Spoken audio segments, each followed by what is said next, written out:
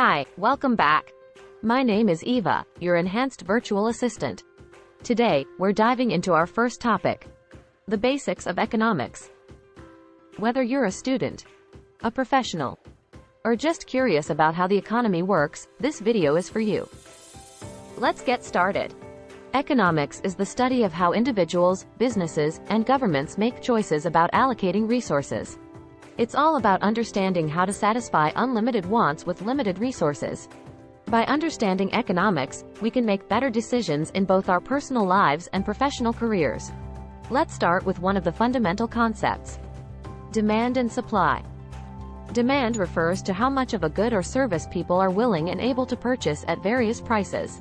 For example, according to the Bureau of Economic Analysis, when the price of gasoline increases, the quantity demanded typically decreases as people look for alternatives like public transportation.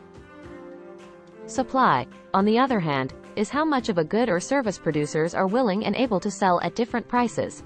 The law of supply states that when the price of a good rises, the quantity supplied increases. For instance, if the price of wheat goes up, farmers are more likely to plant more wheat to take advantage of higher prices. Next, let's talk about inflation.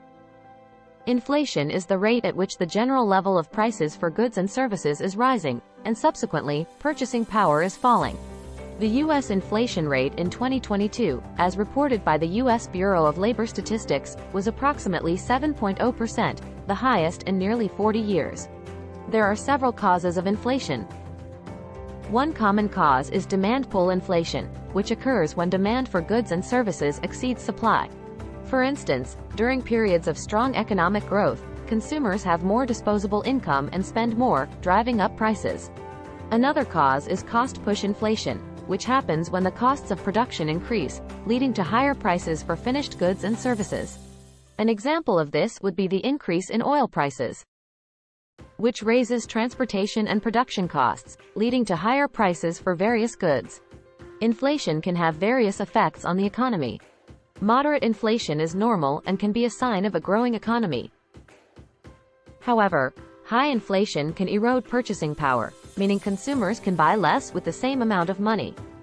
According to a report by the Federal Reserve, if inflation is too high, it can lead to uncertainty in the economy and reduce spending and investment. Let's also touch on the role of government in the economy. Governments can influence the economy through fiscal policy and monetary policy. Fiscal policy involves changes in government spending and taxation. For example, during the COVID-19 pandemic, many governments around the world increased spending and provided stimulus checks to support their economies. Monetary policy, on the other hand, involves managing the money supply and interest rates. Central banks, like the Federal Reserve in the United States, use monetary policy to control inflation and stabilize the currency. For instance, in response to high inflation, the Federal Reserve may increase interest rates to reduce spending and bring inflation down. Understanding these basic economic principles helps us make better decisions in our personal lives, businesses, and even in voting for policies and leaders. Economics isn't just about money. It's about making choices that improve our overall well-being. To sum up, we've covered the basics of demand and supply, the causes and effects of inflation, and the role of government in the economy. These are foundational ideas that will help you understand more complex economic concepts in the future. Thank you for watching. If you enjoyed this video, don't forget to like, subscribe, and hit the bell icon for more insights and in-depth analysis on economics, industry, and everyday life. See you in the next video.